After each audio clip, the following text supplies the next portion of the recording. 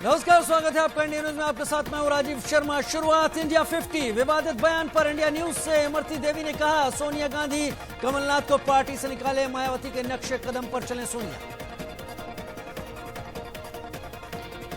इमरती देवी ने कहा, कमलनाथ के खिलाफ कानूनी कार्रवाई करेंगे, क्योंकि मैं दलित जाति से हूं, इसलिए इस तरह के शब्दों का इस्तेमाल किया गया।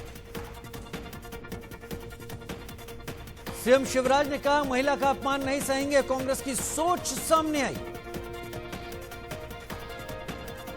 ज्योतिरादित्य सिंधिया इंदौर में धरने पर बैठे, बीजेपी के कई नेता, अलग अलग हिस्सों में मौन प्रदर्शन किया गया। मध्य प्रदेश के उपचुनाव में सियासी बयानबाजी चरम पर है, कमलनाथ के विवादित बयान के खिलाफ बीजेपी ने मौन धरना दिया। पूर्व मुख्यमंत्री कमलनाथ ने बीजेपी प्रत्याशी इमरती देवी पर अभद्र टिप्पणी की। कमलनाथ ने इमरती देवी को एक अपशब्द का इस्तेमाल किया उनके लिए, जिस पर विवाद बढ़ गया। राजस्थान के जालौन में 2 नाबालिग लड़कियों से गैंगरेप किया गया। बदमाशों ने अगवा कर गैंगरेप की घटना को अंजाम दिया। होश में आने के बाद पुलिस को बयान दिया गया। पुलिस ने एक आरोपी को गिरफ्तार कर लिया है। बलिया गोलीकांड में मुख्य आरोपी धीरेन्द्र को एसटीएफ ने कोर्ट में पेश किया। कोर्ट ने धीरेन्द्र को 14 दिन की न्यायिक हिरासत में भेजा। बलियाकांड के मुख्य आरोपी धीरेन्द्र को समर्थन करने वाले बीजेपी विधायक सुरेंद्र सिंह को पार्टी ने नोटिस जारी किया है और जवाब मांगा है। उत्तर प्रदेश के कानपुर देहात में दलित युवती के साथ गैंगरेप का मामला सामने आया। घर में सो रही पीड़िता के साथ गांव के ही 2 लोगों ने वारदात को अंजाम दिया। पीड़िता ने अपने मां बाप को अपनी आप बीती सुनाई। इसके बाद उन्होंने आरोपियों के खिलाफ थाने में मामला दर्ज करवाया। जम्मू कश्मीर के में लश्कर के 2 आतंकवादी गिरफ्तार किए गए हैं। पाटन इलाका से दोनों आतंकियों की गिरफ्तारी हुई। उत्तरी कश्मीर के बारामूला में यह बड़ा ऑपरेशन किया गया। भारी मात्रा में हथियार, गोला बारूद बरामद। रविवार को कांग्रेस की सीडब्ल्यूसी की बैठक हुई। बैठक में सोनिया गांधी ने मोदी सरकार की नीतियों पर हमला बोला। सोनिया ने कहा, देश में दबे कुचलों की आवाज दबाई जा रही है, क्या यही नया राजधर्म है? सोनिया ने कहा, भारतीय लोकतंत्र अपने सबसे मुश्किल दौर से गुजर रहा है। कृषि बिल और अर्थव्यवस्था पर सरकार को घेरा गया। कृषि बिल पर केंद्र को घेरते हुए सोनिया गांधी ने कहा, हरित क्रांति से अर्जित किए गए फायदों को समाप्त करने की साजिश रची गई। बीजेपी के पूर्व मंत्री और वरिष्ठ नेता एकनाथ खड़से के एनसीपी में जाने की अटकलें तेज हैं। महाराष्ट्र सरकार में मंत्री पद भी मिल सकता है। एकनाथ खड़से को महाराष्ट्र सरकार में कृषि मंत्री का पद मिल सकता है, हालांकि अब तक कोई औपचारिक ऐलान नहीं किया गया है। एकनाथ खड़से बीजेपी में अपनी उपेक्षा से नाराज चल रहे थे। कई बार पार्टी आलाकमान से शिकायत पर भी कोई कार्रवाई नहीं हुई। बिहार में चुनाव प्रचार के बीच आतंकवादी हमले का अलर्ट। प्रधानमंत्री मोदी की सभा को आतंकवादी निशाना बना सकते हैं। खुफिया एजेंसियों ने नक्सली हमले की आशंका जताई है। प्रशासन को अलर्ट पर रखा गया है। बिहार चुनाव के लिए प्रधानमंत्री मोदी 23 अक्टूबर से रैली की शुरुआत करेंगे। चुनाव के लिए पीएम 12 रैलियां करेंगे। फारूक अब्दुल्ला पर ईडी का शिकंजा कस गया है। 43 करोड़ रुपए की हेरा फेरी के मामले में पूछताछ जारी है।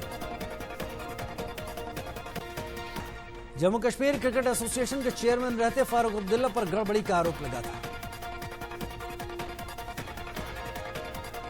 जम्मू कश्मीर में सुरक्षा बलों पर फिर आतंकी हमला हुआ। पुलवामा के गंगू में सुरक्षा बलों को निशाना बनाया गया। आतंकवादी हमले में सीआरपीएफ का एक जवान घायल हुआ। सुरक्षा बल सर्च ऑपरेशन चला रहे हैं। उत्तरी कश्मीर के बारामूला में बड़ा ऑपरेशन किया गया। जम्मू कश्मीर में लश्कर के 2 आतंकवादी गिरफ्तार किए गए। जम्मू कश्मीर के पाटन इलाके से इन दोनों आतंकवादियों की गिरफ्तारी हुई। भारी मात्रा में हथियार और गोला बारूद भी बरामद हुआ। उधर सोशल मीडिया साइट ट्विटर ने विवादित नक्शा भारत को लेकर जारी किया। जम्मू कश्मीर और लद्दाख को चीन का हिस्सा बताया। देश में कोरोना का कहर जारी है। पिछले 24 घंटे में 55,722 नए मरीज सामने आए हैं। देश में 24 घंटे में 579 लोगों की मौत हो गई। मौत का कुल आंकड़ा 1,14,610 तक पहुंचा। देश में कोरोना के अब तक 75,50,273 केस सामने आए, जबकि 7,83,311 एक्टिव हैं। दिल्ली में पिछले 24 घंटे में कोरोना के 3,299 नए मरीज मिले, जबकि 28 की मौत हुई है। महाराष्ट्र में कोरोना के अब तक कुल 15,95,000 से ज्यादा मामले सामने आ चुके हैं। कल 24 घंटे में 9,000 से ज्यादा मरीज बढ़े। नवरात्र में मां वैष्णो देवी के दरबार में काफी चहल पहल दिख रही है। श्रद्धालुओं की लंबी कतारें माता के दर्शन के लिए दिखी। देश के 100 स्मार्ट सिटीज में गैस डिलीवरी के लिए एक नंबर से वन टाइम पासवर्ड यानी ओटीपी जरूरी हो जाएगा। कोरोना की वजह से सोने का आयात बुरी तरह प्रभावित हुआ। सोने के आयात में इस बार पहली छमाही में 57% की गिरावट आई है।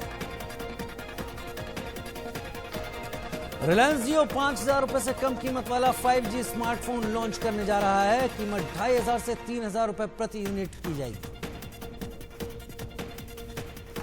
अजरबैजान के गाजा शहर में हुए मिसाइल हमले में 13 की मौत हुई है। अटैक में 52 से ज्यादा लोग घायल हुए।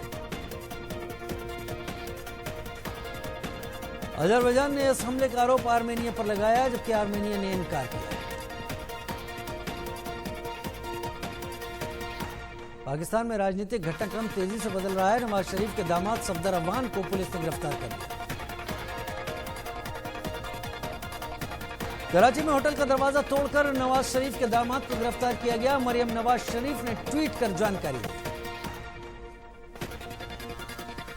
पाकिस्तान में इमरान सरकार के खिलाफ जारी प्रदर्शनों में मरियम नवाज ने भाग लिया था। इमरान खान ने निशाना साधा। पाकिस्तान में इमरान सरकार के खिलाफ विपक्ष ने शक्ति प्रदर्शन किया। कराची में संयुक्त विपक्ष की रैली में जन सैलाब हुआ।